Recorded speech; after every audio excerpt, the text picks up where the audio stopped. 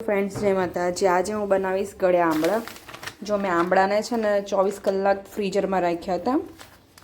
હવે હું એની ગળ્યા આંબળા સૂકવેલા ગળ્યા આંબળા ખાવા હોય તો એના માટે થોડો ટાઈમ તો થાય જ છે, બરાબર છે। આને મેં ફ્રીઝરમાં મૂક્યા હતા એટલે અત્યારે તો એકદમ જ કડક થઈ ગયા છે, તમે જોઈ શકો છો।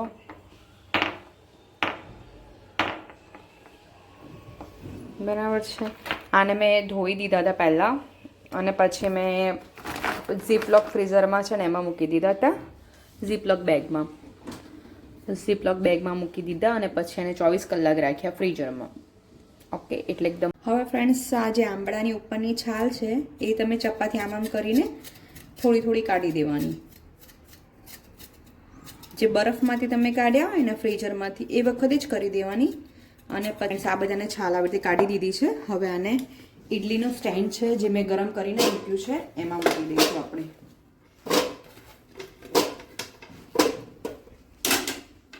જો ગાઈસ, મેં બધાને સ્ટીમમાં મૂકી દીધા છે સ્ટીમ કરવા માટે। બધા મેં છોડી દીધા। આ અંદાજિત 1 કિલો છે, 1 કિલો આંબળા છે, ઓકે। અને આને સ્ટીમ કરવા મૂકી દીધા છે, 5-1 મિનિટ સ્ટીમ કરીશું। અને જે એના ઉપરનું છાલ કાઢ્યું છે એ આપણે આને સૂકવીને મિક્સ કરીને અને આને આપણે દાળ શાકમાં યુઝ કરી શકીએ છીએ। તમે એટલીસ્ટ માથામાં હિના મહેંદી નાખતા હોય તો એમાં બી તમે આ નાખી શકો છો પાવડરને, ઓકે। જે સ્ટીમ કર્યા હતા એને આપણે આ રીતે છૂટા કરી દેવાના। એની જાતે આમ ખાલી સેજ દબાવશો તમે એટલે એની જાતે છૂટા થઈ જશે। જો બધા પીસ મસ્ત છૂટા થઈ જાય છે, એને ઠળિયું અલગ કરી દેવાનું છે। આવી રીતે આ બધાનું જ કરવાનું છે। બધાને સહેજ આમ ખાલી બંને સાઈડ દબાવશો એટલે બધા છૂટા પડી જશે। હેલો ગાઈસ, જુઓ મેં 1 કિલો આંબળા મારા થઈ ગયા છે। આવી સ્ટીમ થઈને મેં એને એ કરી દીધા છે, કોરા કરી દીધા છે। હવે એમાં જો વધારે પડતું મોઇશ્ચર હશે તો તમારા આંબળા એકદમ ચીપ થઈ જશે, એકદમ ચીકણા થઈ જશે। જેથી તમારે અડધો કલાક એને સૂકવી દેવાના છે આવી રીતે ખુલ્લા કરીને, બરાબર છે। પછી હવે મેં 1 કિલો લીધા છે એટલે સામે મેં 2 કપ લઈશ ખાંડ। અને આને તમે છે ને કાચના વાસણમાં કાં તો પ્લાસ્ટિકના વાસણમાં કરશો તો વધારે સારું છે, સ્ટીલના વાસણમાં નહીં કરવાનું કોઈ દિવસે। મેં 2 કપ ખાંડ લીધી છે, જેથી અંદાજિત 300-400 ગ્રામ જેવી થતી હશે। ખાંડ નાખી દીધી છે। હવે એમાં હું બધા આંબળા નાખી દઈશ।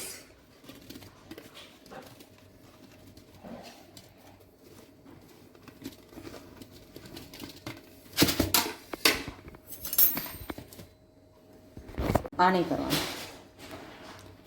હવે મેં બધા આંબળા ખાંડમાં નાખી દીધા છે। હવે આ મેં ખાલી ફોક્સ લેવાનો છે, તમારે કાંટા ચમચી જે આવે એનાથી ખાલી આમ ઉપર મિક્સ કરવાની એટલે ખાંડ એમાં બધામાં મિક્સ થઈ જાય।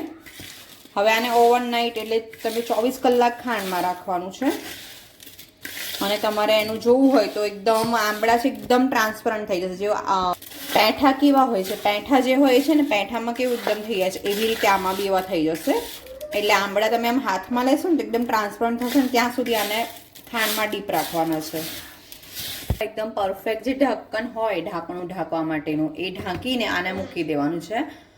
એકદમ ટ્રાન્સપરન્ટ થશે। હવે કેટલા દિવસ થાય છે હું તમને બતાવીશ, કારણ કે આંબળાની બી અલગ અલગ હોય છે।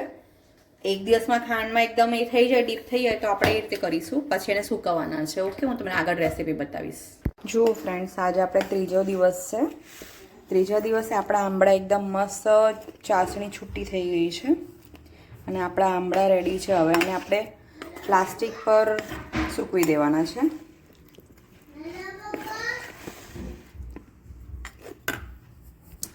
હવે આપણે એને એક પીસ લઈને આમ છૂટા કરી દઈશું।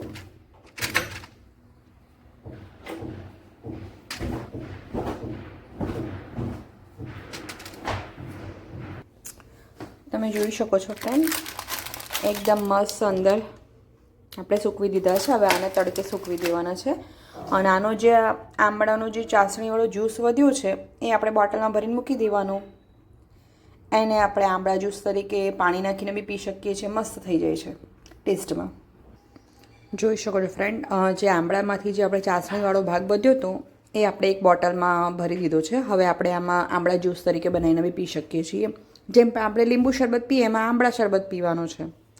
એમાં ખાંડ નથી નાખવાની, આંબળાનું ખટાશ બી એમાં છે એટલે ખાલી એમાં આપણે પાણી નાખવાનું છે। તમે જોઈ શકો છો ફ્રેન્ડ, આપણા આંબળા તૈયાર છે. કેવો અવાજ આવે છે. હવે આમાં મેં થોડી સફેદ આપણે બુરું ખાંડ નાખી દીધી છે. દળેલી ખાંડ હોય નાખી દીધી છે. આપણા આંબળા રેડી છે ખાવા માટે. આને તમે સ્ટોર કરીને આરામથી 6 મહિના જેવું રાખી શકો છો. જો કે 6 મહિના રહેતા નથી, પતી જાય છે, પણ રાખી શકો છો. ઉપર થોડું બુરું ખાંડ નાખી દો છો એટલે એકબીજાને ચીપકતા બી નથી ને સારા રહે છે.